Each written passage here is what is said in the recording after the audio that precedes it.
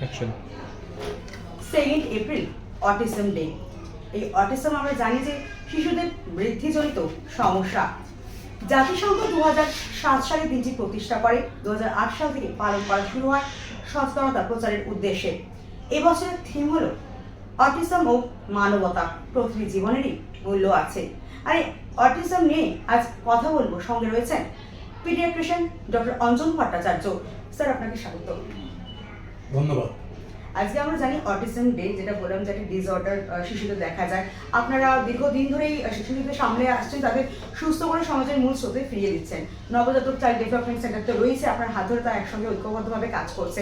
একটু বলুন যে এই যে রোগটা কেন হয়, বা হওয়ার পর কিভাবে মা বাবারা বুঝবেন যে আমার বাচ্চাটি অটিজম আক্রান্ত?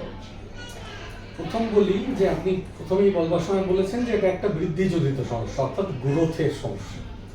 তো গ্রোথ আর ডেভেলপমেন্ট, বৃদ্ধি ও বিকাশ, এই দুটো তফাৎ আগে বুঝতে হবে। বৃদ্ধির আলাদা চিকিৎসা হয়, বিকাশের আলাদা চিকিৎসা হয়, এটা প্রথম জানতে হবে। বিকাশ জনিত যে ডিসঅর্ডারগুলো আছে বা যে রোগগুলো আছে, তাদের মধ্যে একটা হচ্ছে অটিজম, এবং এবছরের থিম হচ্ছে অটিজম এবং মানবতা। ভীষণই জরুরি। মানবতার প্রয়োজন তো শুধু অটিজমের বাচ্চাদের নেই, সব মানুষেরই আছে।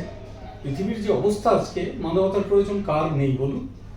তো এই রকম একটা পৃথিবীতে একটা বাচ্চা যদি অটিজম বলুন বা অন্য যে কোনো ADHD বলুন, লার্নিং ডিসঅর্ডার বলুন, পড়াশোনায় সে ভালো নয়, এরকম ক্ষেত্রে তাদের অবস্থাটা কি হয় সেটা যদি ভেবে রাখেন, মানবতার প্রয়োজনটা খুব স্পষ্ট বোঝা যাবে।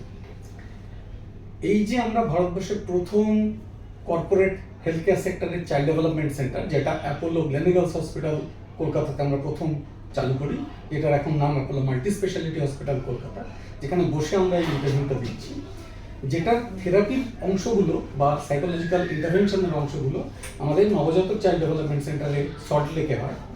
সেখানে আমরা যে মডেলটার ভিত্তিতে কাজ করি, সেটার মানবিক মডেল, সেটার নাম হচ্ছে কলকাতা ডেভেলপমেন্টাল মডেল, যেটা বিশ্ব স্বাস্থ্য সংস্থার ওয়েব পেজে আপনি দেখতে পাবেন। কি বলে সেই মডেল? সেই মডেল বলে যে আমাতে আর তাতে কোনো তফাৎ নেই। তফাৎ কখন আছে না, এই জন্য আপনি যদি আমাকে বলেন যে আমি একজন ডিসেবলড পারসন, সত্যি তো দেখতে পাচ্ছি না, তাহলে আমি disabled. Disability lies only in the eyes of the বিহোল্ডার। কিন্তু আমি যদি তার সঠিক চিকিৎসাটা দিই, তাহলে আর আমি ডিসেবলড নই, আমি ফুললি ফাংশনাল। ঠিক একইভাবে অটিজম এমন একটি নন কমিউনিকেবল ডিজিজ, যেটার আর 5টা নন কমিউনিকেবল ডিজিজের মতোই কোনো চিকিৎসা মানে কিওর নেই তার। যেমন আমার এই চোখের প্রবলেমের কোনো কিওর নেই, কিন্তু একটা পারফেক্ট ট্রিটমেন্ট আছে।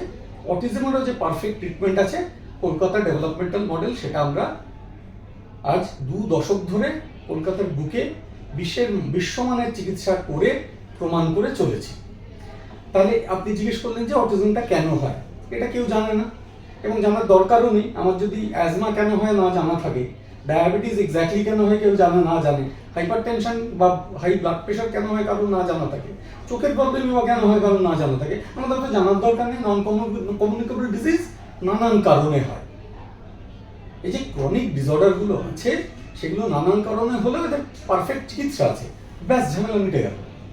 পারফেক্ট চিকিৎসাটা সব জায়গায় পাওয়া যায় না, সেখানেই আমাদের এই অ্যাপোলো মাল্টি স্পেশালিটি হসপিটালের ভারতবর্ষের প্রথম চাইল্ড ডেভেলপমেন্ট সেন্টারটি বা তার থেরাপিউটিক এবং সাইকোলজিক্যাল যে ইন্টারভেনশনগুলো হয়, সেই ইন্টারভেনশনের যে সেন্টার নবজাতক চাইল্ড ডেভেলপমেন্ট সেন্টার, তার মাহাত্ম্য।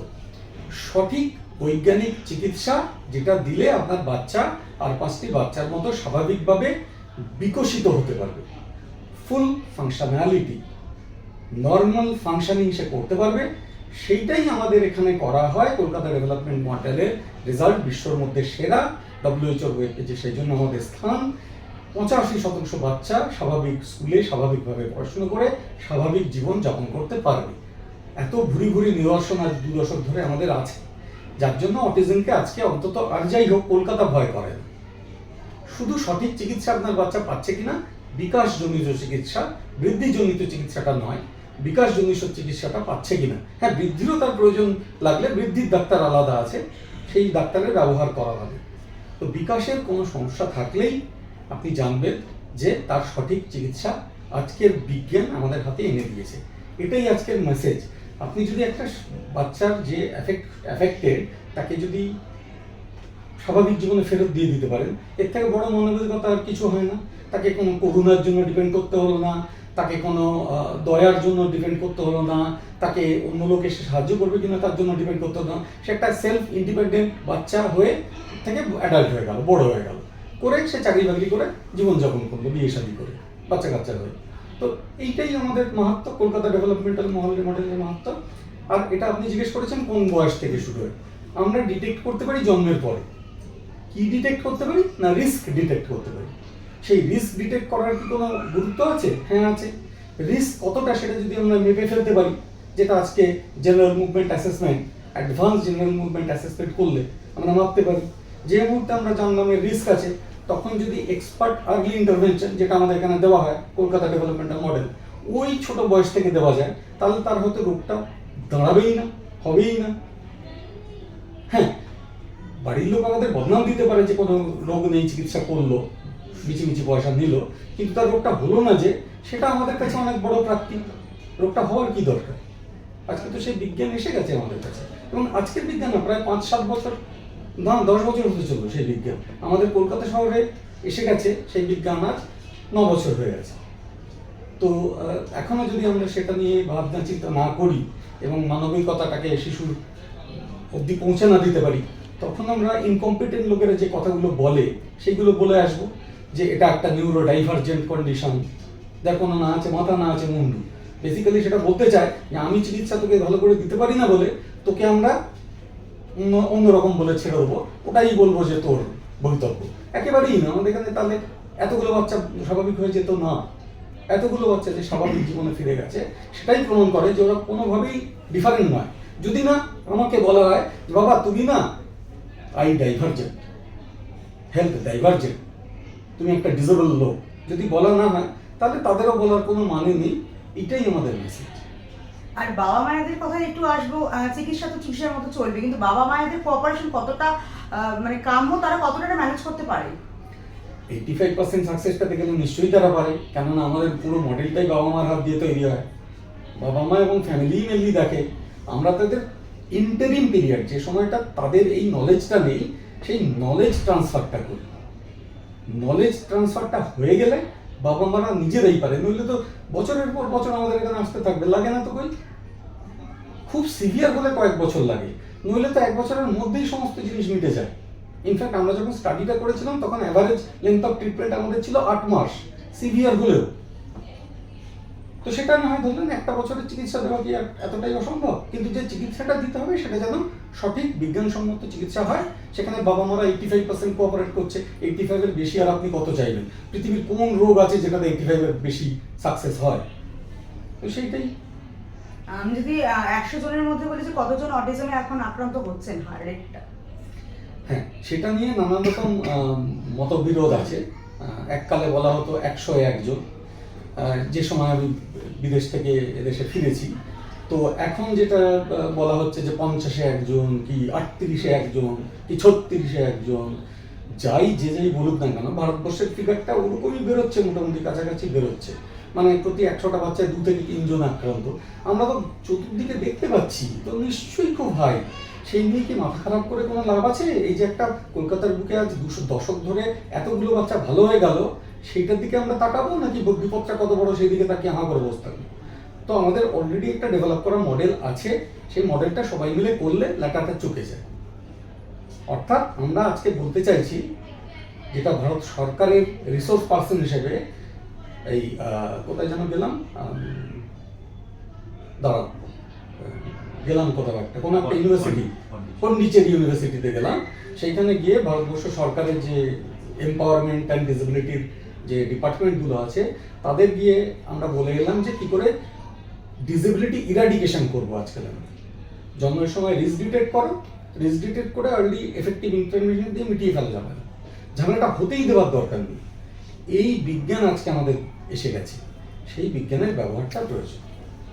এনসিডিসি আজকে অটিজম ডে অবজার্ভ করেছে, তো কি হলো? আর আগামীতেও আপনাদের আরেকটা প্রোগ্রাম আসতে চলেছে এই অটিজমের ওপরেই, তো একটু যদি দর্শকদের জানান। নিশ্চয়ই। আজকে যেটা হলো সেটা আমাদের ওই বাচ্চাগুলোর সাথে সেলিব্রেশন হলো, যে কারণে ওরা সবাই তো ভালো হচ্ছে এবং এতটাই চমকপ্রদভাবে ভালো হচ্ছে, তার বাবা মারা সবাই খুব আপবিট, আমাদের এখানে কান্নাকাটি হয় না।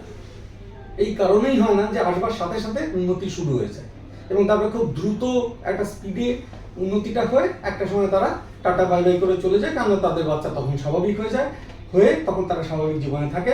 হয়তো 9 মাসে 6 মাসে এক দুবার আসে, বছরে একবার করে আসে রেকমেন্ডেড, সেটা তারা আসে অ্যাডাল্ট হয়ে যাওয়া অবধি, তারপরে তারা অ্যাডাল্ট জীবনে ফিরে যায়। এইটার জন্য আমাদের সেলিব্রেশনটা হয়, আমরা এটাকে সেলিব্রেটই করি, কেননা এটা জীবন মানবিকতার সেলিব্রেশন। যে বিজ্ঞান যথাযথভাবে ব্যবহার করলে যে রেজাল্টটা পাওয়া যায় সেটাই মানবিকতা, তো সেইটা আমরা করি। আর আমরা 19 তারিখে রবিবার আমরা যে কাজটা করতে চলেছি সেটা হাওড়া একাডেমি অফ পিডিয়াট্রিক্সের সাথে এবছর করতে চলেছি, কেননা বিগত 3 বছর পর পর West Bengal academy of paediatrics নবজাতক চাইল্ড ডেভেলপমেন্ট সেন্টারকেই সেলিব্রেট করিয়েছিল। তাদের যে একাডেমিক প্রোগ্রাম হয় এই অটিজম মান্থে, সেটা আমরা বিগত 3 বছর ওয়েস্ট বেঙ্গল একাডেমির সাথে করেছি। গত বছর খুব বড় করে করেছি। ওয়েস্ট বেঙ্গল একাডেমি তো ছিলই, তার সঙ্গে আমাদের ভারতবর্ষের নিউরো ডেভেলপমেন্টাল পিডিয়াট্রিক চ্যাপ্টার যেটা সেটা ছিল, তার সঙ্গে আমাদের অবস্টেট্রিক সোসাইটি যেটা আছে, foxy, box, Bengal obstetric society যেটা, তারা ছিল, সবাই মিলে আমরা করেছি। এবছরের জন্য আমরা চেষ্টা করছি যে নদীর ওপারে হাওড়া একাডেমির সাথে যাতে করি, কেননা এইবার কলকাতার এই ওয়েস্ট বেঙ্গলের সাইডটাতে নিশ্চয়ই অন্যদেরও করা উচিত, সেই জন্য আমরা চাইছি তারা তাদের মতো করে একটা সেলিব্রেট করলো। আমরা একাডেমিক পিডিয়াট্রিশিয়ানদের জন্য যে প্রোগ্রামটা, হেলথ প্রফেশনালদের জন্য যে প্রোগ্রামটা, সেইটা আমরা হাওড়াতেও নিয়ে যাই, কেননা সবারই তো প্রয়োজন আছে, সব জায়গাতেই সঠিক চিকিৎসাটা হওয়ার প্রয়োজন আছে।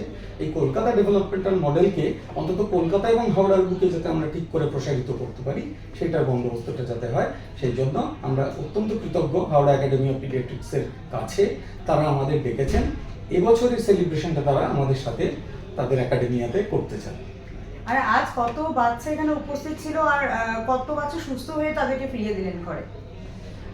বিগত 20 বছরে প্রায় 30,000-এর উপরের বাচ্চা ভালো হয়ে বাড়ি চলে গেছে, যারা মানে কেউ ডাক্তার হয়েছে, কেউ ইঞ্জিনিয়ার হয়েছে, কেউ ইঞ্জিনিয়ার হওয়ার পথে, কেউ ডাক্তার হওয়ার পথে, আইআইটি থেকে ইঞ্জিনিয়ার, এইমস থেকে ডাক্তার, মেডিকেল কলেজ থেকে ডাক্তার, এইরকম।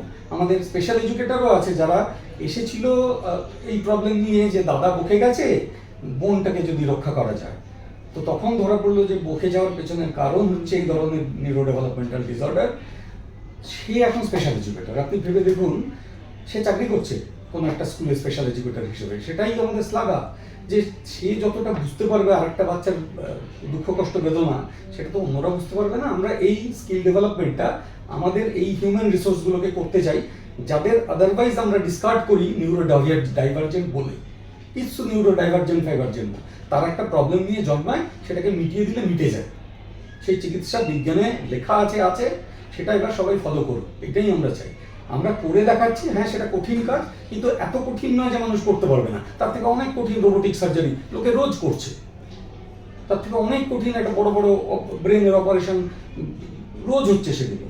তো তাহলে এইটা এমন কি একটা ব্যাপার? হ্যাঁ, এখানে একটু মানবিকতা, সে মানবিকতার এত অভাব তো হতে পারে না আমাদের দেশে।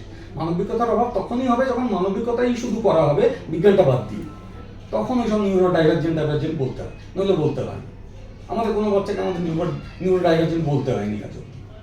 তারা তাদের সমস্যাগুলো নিয়ে আসে, সেগুলোকে আমরা নর্মালাইজ করে দিই, ফুল ফাংশনালিটি নিয়ে কাজ করে। সেটা আমরা WHO যে ফাংশনাল মেজারমেন্ট আছে, ইন্টারন্যাশনাল ক্লাসিফিকেশন অফ ফাংশনিং, সেটা দিয়ে মেজার করে নর্মালাইজেশনটা দেখি, হয়ে গেল, ঝামেলা শেষ।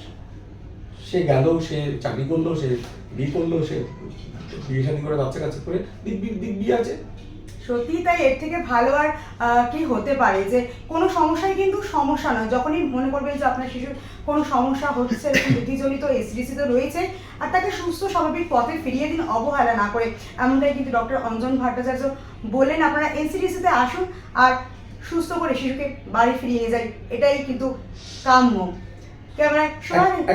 একটা কথা শুধু আপনি বললেন বলে মনে পড়লো, যত আগে আসবেন তত সুলভে, তত সহজে মিটিয়ে ফেলতে পারবেন, তত কম সময়। একদমই, মানে যখনই ডিটেক্ট করা যাচ্ছে তখনই, জন্মের পরেই যদি আসেন বেস্ট, কেননা তাহলে আমরা ওই অ্যাসেসমেন্টটা করে নিতে পারি, আমরাও জেনে যাবো, আপনারাও জেনে যাবেন, যেটাকে দিয়ে আর মাথা ঘামাতে হবে কি হবে না, ঝামেলা শেষ। ছোট্ট একটা টেস্ট, ক্লিনিক্যাল টেস্ট, বাচ্চাকে ছুঁতেও হবে না, টেস্টটা হয়ে যাবে, বিশ্বে যে স্ট্যান্ডার্ড ব্যবহার করা হয় সেই স্ট্যান্ডার্ড ব্যবহার করুন। একদমই তাই, একদম রোগের উৎস থেকেই তাকে একেবারে সমূলে উৎপাদিত করা হোক, এরকমই কিন্তু ডক্টর ভট্টাচার্য বলেন। আর আপনারাও শুনলেন ডক্টর ভট্টাচার্য যেটা বলেন যে অনেক শিশুই কিন্তু এরকম সুস্থভাবে প্রতিষ্ঠিত এখন সমাজে, তারা কিন্তু বড় বড় জায়গায় চাকরি করছে, স্বাভাবিক জীবনে ফিরে গেছে। সুতরাং ভয় পাবেন না, মনে সাহস রাখুন, আর এসিস তো রয়েছেই। ক্যামেরা শুভানের সঙ্গে আমি পল্লবী, টুডে স্টোরি, কলকাতা।